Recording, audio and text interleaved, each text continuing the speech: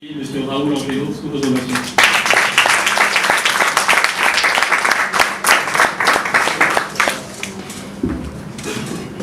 Chers invités, bonsoir. Bonsoir. Je crois que Alessandre mérite la réservation davantage de nous.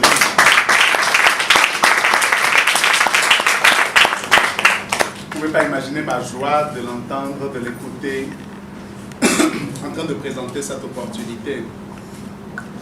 Que puis-je dire, excusez-moi, en complément de ce qu'il a dit, tout a été pour moi assez clair.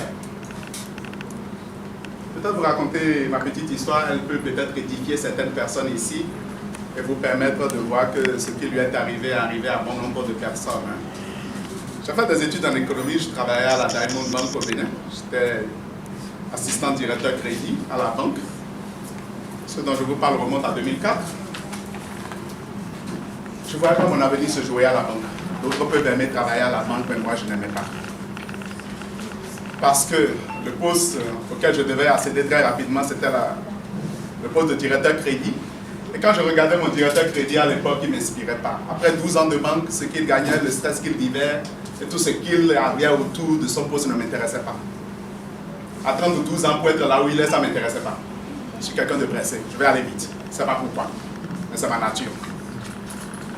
Alors je cherchais une porte de sortie à la banque. J'avais déjà 2 enfants à l'époque. Avant, j'avais pris l'habitude de vite démissionner quand je travaillais quelque part. Je ne suis pas heureux, satisfait, moi je suis parti. Pour trouver un emploi, ce n'est pas compliqué chez moi. Parce que j'avais les compétences et je savais comment faire. Mais à ce moment, je ne pouvais plus démissionner. 2 enfants, je n'étais plus seul. Donc ce n'est pas une décision simple à prendre. C'est des vies qui sont engagées derrière cette décision. J'étais au crédit, je vous ai dit, je savais comment l'économie béninoise allait à l'époque. Je suis du Bénin. Même si je ne suis pas béninois. Et l'économie béninoise allait très mal. Il y a 10 ans de cela, c'est comme si c'est un cycle. Actuellement aussi, ça va très mal. J'étais au crédit, je voyais comment les entrepreneurs faisaient ce qu'on appelle de l'endettement croisé. C'est-à-dire, on prend l'argent de la BIAO pour payer EcoBank et on récupère de l'argent à EcoBank de la lumière. Ou bien, c'est ça que vous voulez? On prend l'argent d'EcoBank pour payer, comment vous appelez la CIB? Ah, très bien. Et on quitte là pour aller où? À la Générale, merci beaucoup. Et c'est ça. Bon nombre d'hommes d'affaires, croyez-moi, sont dans ça. Croyez-moi. Alors, je ne pouvais pas aller me mettre à mon propre compte parce que je savais ce qui se passait. Je ne voulais pas prendre ces risques-là. J'étais là résigné. Pas heureux, pas content, pas satisfait, mais naturellement présent. Quelqu'un me ressemble? Il y a des gens qui me ressemblent ici. On est quelque part, on n'est pas épanoui. Oui. On n'est pas satisfait. On n'est pas heureux d'y être. Mais on fait semblant, quoi. Il vaut mieux donner envie plutôt que de faire pitié. Vous comprenez? Dans le matin, on se met au costume, on essaie de sourire tant bien que mal, mais on savait que son avenir ne se jouait pas là. J'étais là. Quand une amie avec qui j'ai fréquenté au Togo m'invita un jour pour dire « Raoul, viens voir une opportunité d'affaires ». C'était à la chambre de commerce. Je ne suis pas allé. Vous savez pourquoi? À cause du nom « opportunité d'affaires ». Opportunité d'affaires dans Cotonou, à cette époque, pour moi, il n'y en avait plus. Une deuxième invitation, je n'ai même pas daigné répondre. À la 3e invitation, j'ai été par politesse, je me veux honnête. Juste à cause d'une amie avec qui j'ai fréquenté, quand même pour qui j'ai du respect, et qui insiste, pourquoi pas? Quelqu'un est venu par respect? Quelqu'un d'autre me ressemble?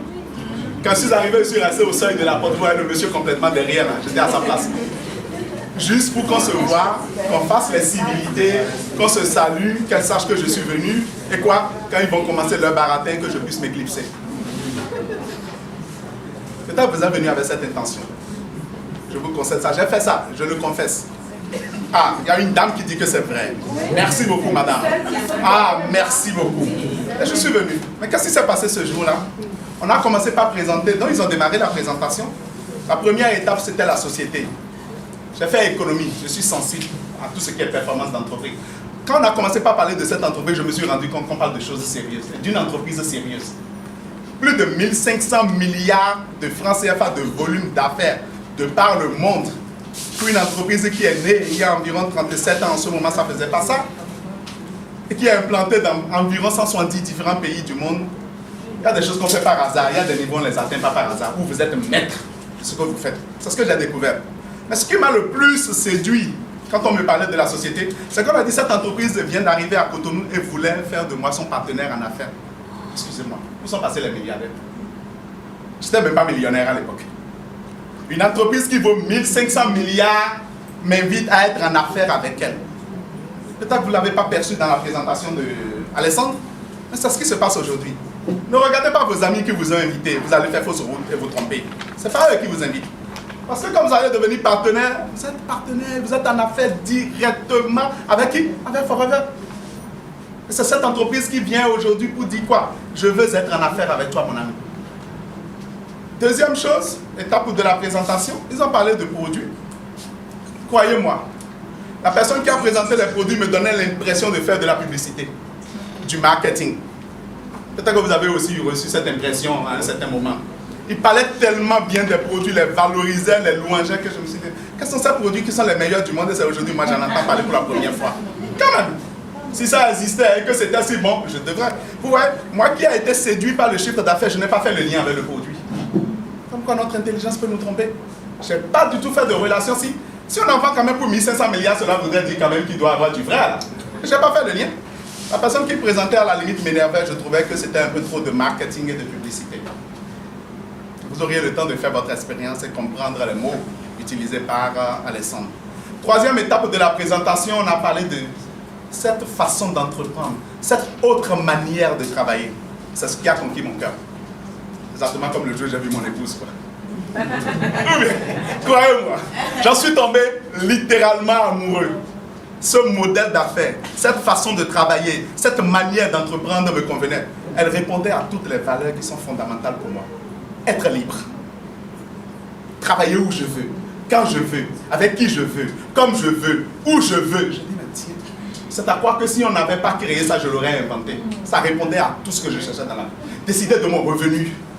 Vous comprenez? S'il y a un mois, je n'ai pas envie de travailler là, je peux aller dormir. Si j'ai envie de gagner 1 million, je sais ce qu'il faut faire et je travaille. Et c'est comme ça que je suis devenu partenaire de Forever à l'issue de cette rencontre-là, juin 2004. Premier mois d'activité. J'ai pris le kit de démarrage. De grâce, ne faites pas ce que j'ai fait. J'ai déposé le kit, je regardais le kit me regardait, rien de ses produits.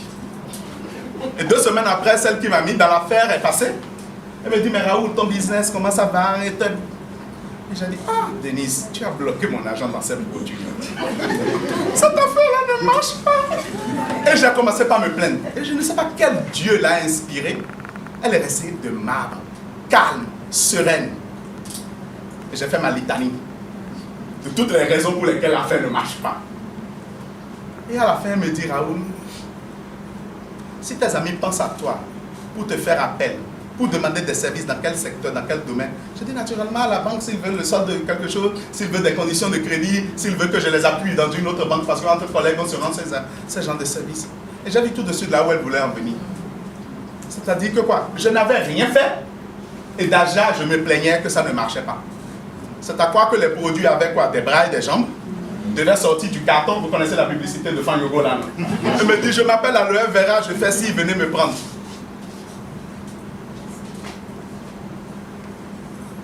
Mais le plus dur pour moi, c'est qu'elle m'a regardé droit dans les yeux, comme je regarde Madame Abdoula. Elle me dit, Raoul, tu es intelligent. Si je t'ai proposé ce business, c'est parce que je sais que tu peux réussir. Et que tu peux le faire. Quand une femme vous dit que vous êtes intelligent, vous faites comment? Ou bien, le lendemain, je sors, je vends 54 000 francs de produits. J'invite des amis à la pause, à la banque, pour dire, bon, voici, il y a un business, c'est une société américaine, voilà la gamme de produits, et voilà comment est-ce qu'on fait cette activité, on y gagne de l'argent, et c'est tout. Et au bout d'une semaine comme ça, j'ai réussi à parrainer 4 personnes. J'étais là, à la fin du mois, on déclare que j'ai gagné 56 000 à Forever. Si vous, aujourd'hui, vous parrainez 4 personnes, vous avez pratiquement 200 000. Le plan de rémunération a évolué. Vous voyez que vous êtes bien né. 56 000. Alors, 4 personnes, 56 000. Je suis un mathématicien. Je dis, si 4 personnes me donnent 56 000, combien de personnes il me faut pour 200 000? Parce que 200 000 en plus de mon salaire faisait une énorme différence, mes chers amis. Comme il venait de le dire, quoi. 100 000 francs en plus fera une énorme différence. 200 000 en ce moment réglait des tas de problèmes. Bien que tous les matins, je me levais, je rentrais dans un véhicule et que j'allais m'asseoir à la banque. Alors, je cherchais 200 000. J'ai parrainé, je crois, ce mois-là, 11 personnes. Parce que j'ai compris que, pour entrer à la banque, il a fallu quoi? Un test écrit et 3 interviews. Je ne sais plus combien on était au départ, et finalement on en a retenu autour de 6. Une entreprise américaine qui n'a rien demandé de tout cela, qui m'a recruté, qui me paie 56 000. Juste parce que je leur ai amené des clients. Je dis, mais tiens, ça c'est une bonne affaire ça. Mais vous leur en trouvez plus. Alors je crois que j'en ai trouvé 11, et je suis passé de 56 000 à 523 000. 523 000 là, c'était déjà supérieur à mon salaire à la banque. Et quand l'argent est au rendez-vous, on comprend vite. On comprend tout. Ou bien, parce que quoi, je ne comprenais rien du plan de rémunération. J'avais déjà des personnes derrière moi qui ont commencé par travailler, et dont le volume aussi me propulsait. Je faisais des qualifications et les pourcentages augmentaient. Tout ça là, je n'avais rien compris. Tout ce que je savais, c'est qu'il y avait de l'argent à gagner, et tout ce qu'il fallait faire, c'était d'amener des gens. Point. À croire au produit et à croire à l'opportunité. Et du coup, si eux ils viennent, moi je gagne de l'argent. Mais je n'avais pas compris l'effet de démultiplication de mon temps et de duplication de mes efforts. Quand l'argent était au rendez-vous, j'ai eu 500. On m'a payé, ça n'a pas été une promesse. Comme il a montré. On a viré. 3e mois d'activité, je suis devenu plus sérieux là. La banque est passée là, et Forever est passé devant. Même parfois dans la journée là, au boulot, je faisais Forever. Dieu merci, j'avais un bon directeur qui ne me créait pas trop d'ennuis. Et je traitais mes dossiers de crédit parfois la nuit à la maison parce que j'avais un ordinateur. 3e mois d'activité, je suis passé à 1 171 000. Je ne pouvais plus m'asseoir sur ma chaise à la banque. À cette époque-là, je ne veux pas dire à 11 ans, mon directeur crédit même ne gagnait pas ça. Après 12 ans d'expérience de banque. 1 171 000. Tout de suite, moi j'ai dit, je démissionne, je quitte la banque. Et qu'est-ce qui s'est passé? Personne pour m'encourager. Fais attention, c'est dangereux, c'est nouveau, on ne sait jamais. Et si tu ajoutes le salaire de la banque à ce que tu gagnes là, ça devient quand même plus important. Et si. Vous connaissez les conseillers, mais ils ne sont pas les payeurs. Même mon épouse, elle est là. S'il te plaît, Marie, tu peux te lever pour reconnaissance. Elle n'a pas pu. Ovationnez là pour moi, s'il vous plaît. Elle n'a pas pu m'encourager pour dire démissionne. Assez souvent, elle m'accompagne dans toutes les décisions, mais pour une fois, elle a dit ça, ça la dépasse. Un jour, je sors de l'église et c'était un dimanche. Je rentre à la maison et j'ai commencé par comparer Forever et la banque. Je me souviens bien. Et sur tous les plans, je me rends compte que Forever était de loin très supérieur à ma banque. C'est pas parce qu'elle s'appelle banque qu'elle ne peut pas fermer. Il y en a qui ont déjà fermé dans ce pays une fois. Non, au Bénin plusieurs fois. Alors je t'ai dit, mais dans quel piège j'étais? Vous voyez que parfois, même pour réfléchir, nous avons des problèmes. J'étais dans le piège de la réflexion. Sur tous les plans, si une entreprise devait être plus facilement en difficulté, elle me payait pourtant plus, hein, et pourtant j'avais peur. Ça devrait être quoi? Forever qui devrait être en difficulté. La banque qui devrait être en difficulté, pardon. Alors le lundi, je vais à la banque. Je travaille dans la matinée. Et l'après-midi, j'écris ma lettre de démission que je dépose. Tollé général à la banque. Angelo va à la concurrence. Dans quelle autre banque il va? Parce que souvent à la banque, là, c'est ce qu'on fait. C'est 100 000 francs en plus quelque part, 50 000 francs en plus, ou bien un titre de chef, et puis tu es parti, quoi, tu démissionnes pour une autre banque. Et les banques ne font que ça, se jouent ces coups-là. Donc tout le monde pensait que je partais pour la concurrence. J'ai quitté la banque. Je ne connaissais pas grand-chose de Forever. J'ai fait les deux pour 8 mois. Alors. Donc je suis resté dans ce processus de réflexion durant 5 mois. Et après, je démissionne et je prends ma vie en main. Et croyez-moi, c'est l'une des expériences les plus exaltantes, les plus palpitantes. Et je le souhaite de tout cœur à tout le monde. D'avoir quoi? Une entreprise pour soi, à l'échelle planétaire, de travailler quand on le veut, où on le veut, à partir même de votre lit, juste avec votre téléphone portable. Quelqu'un est en train de nous suivre depuis les États-Unis, là, vous imaginez? En train d'apprendre à faire une présentation. Le mois dernier, elle a réalisé 2,5 millions de volume d'affaires à Chicago. On a fréquenté ensemble au Togo. Je l'ai retrouvée sur Facebook. En septembre, en octobre, elle est devenue partenaire et voilà. Vous voyez? Et ça voudrait dire quoi? Volume d'affaires généré voudrait dire quoi? De l'argent gagné. C'est ça la beauté de ce business. C'est tout ce que ça offre et pourtant souvent que nous ignorons. Alors je suis parti de la banque et on a commencé par travailler vraiment de manière très sérieuse. J'allais suivre des formations au Nigeria, je revenais, je passais l'information, on commençait par connaître des livres sur le marketing de réseau, on lisait, on exposait au groupe, on se débrouillait quoi. En 2009, tenez-vous bien, Forever payait déjà, j'ai commencé en 2004, juin 2004. Forever a payé pour l'année 2009 plus de 150 millions à mon épouse et moi. Je Je ne dis pas ces chiffres-là pour vous impressionner. C'est pour que vous mesurez la portée de cette rencontre. Je pouvais ne pas vous le dire. Quand vous gagnez 150 millions l'année au Bénin, d'accord, vous êtes déjà riche, vous avez déjà réussi. Moi aussi. On dit le gaou a percé, quoi. J'ai commencé par m'amuser. Les gens trouvaient que tu travailles trop, repose-toi un peu, et ci et ça. Vous comprenez, non? Et on commence par ne plus faire ce qu'on devait faire tous les jours. On se profitait plus de l'argent que de continuer par travailler. 150 millions l'année, c'est de l'argent à Forever, mais c'est rien du tout. Vous avez vu, quelqu'un a pris pour chèque 13e mois, lui seul combien? 650 millions tout à l'heure. Vous savez combien il gagne l'année? 5 milliards. Vous voyez de quoi nous vous parlons là? Alors on a commencé par s'amuser. On a chuté jusqu'à autour de 100 millions, 90, 100 millions.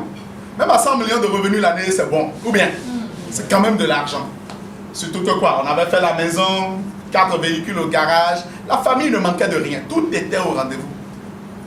On commençait par s'amuser. Et qu'est-ce qui s'est passé? En 2009, quand on a partagé le bénéfice de Forever, nous on avait reçu 30 millions, mon épouse et moi, à Johannesburg. Celui qu'on a montré tout à l'heure, numéro 1 de l'Afrique, avait reçu 44 millions à Johannesburg. Nous nous sommes retrouvés aux îles Hawaï en 2013 aux États-Unis. Et pendant que mon épouse et moi on recevait 35 millions, suivez-moi bien, il a reçu environ 290 millions. Les gens étaient heureux, moi j'étais triste, je pleurais en moi. Parce que quoi, durant 4 ans où je n'ai pas travaillé, lui il a continué par faire la croissance, le développement et l'expansion de son réseau. Pourquoi je vous raconte cette histoire? Tout simplement pour vous dire que vous pouvez me mettre à Forever et vous tromper. J'y étais, j'y gagnais bien ma vie et pourtant je me suis trompé. Qu'en est-il de celui qui est complètement en dehors de ça? Vous imaginez? On a du mal à imaginer le potentiel que ce business a et jusqu'où ça peut transformer nos vies. Alors qu'est-ce qui s'est passé? Quand il a reçu 290 millions et que j'ai reçu 35 millions, quand on est rentré, j'ai dit, tu t'es assez amusé. Je me suis regardé dans le miroir, j'ai dit, tu t'es assez amusé, tu es encore jeune. C'est le moment plus que jamais de le faire. Ou bien, j'ai regardé le marché béninois, j'ai trouvé qu'il devenait petit pour moi. Et je me suis souvenu que je gagnais de l'argent en Côte d'Ivoire. Hein? Parce que j'avais déjà à cette époque un réseau d'environ 2000 personnes ici. Le leader venait à Cotonou, je lui donnais les fichiers, je lui copiais les choses, je le formais et lui venait travailler. Je ne venais pas travailler ici. Mais déjà, l'argent que je gagnais en Côte d'Ivoire était devenu intéressant et je commençais pas à réfléchir. Alors, l'expérience de Hawaï a sonné le glas. Je me suis dit, bon, il faut aller en Côte d'Ivoire travailler. Et c'est comme ça que nous sommes venus ici. J'ai pris une vingtaine des managers de mon équipe et on a débarqué ici. On a fait 10 jours, non, 2 semaines. Et on a structuré le réseau, on a travaillé avec nos équipes ici. Et qu'est-ce qui s'est passé? En partant, moi j'ai vu tout de suite le marché ivoirien que vous ne voyez pas. Le potentiel immense qui est ici. Et en partant, j'ai dit à mes amis, écoutez, je vais venir toute l'année là. Une fois par mois, vous soutenir durant 1 semaine à 10 jours, mais vous ferez exactement ce que je vous dirai. Et on verra si d'ici la fin de l'année, vous ne serez pas numéro 1 de la Côte d'Ivoire. 5 mois plus tard, ils sont passés numéro 1 de la Côte d'Ivoire. 2 ans aujourd'hui, après, le réseau qui était de 2000 personnes aujourd'hui compte plus de 25 000 personnes. Pourquoi je vous le dis? Pour vous dire qu'il y a de la méthode dans cette affaire.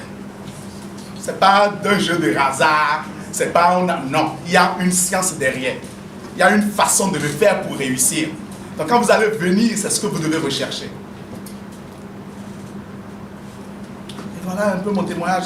Aujourd'hui, à force de venir ici, mes enfants ont été aux États-Unis, ils ont été en Afrique du Sud.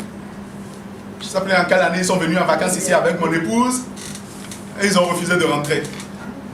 Après, j'ai informé mon épouse, mais qu'est-ce que tu en penses? Il dit oui. Et c'est comme ça que nous nous sommes retrouvés en Côte d'Ivoire, ils ont démarré la rentrée, je suis ivoirien maintenant. C'est pas beau ça? Et vous ne m'applaudissez même pas pour être ivoirien.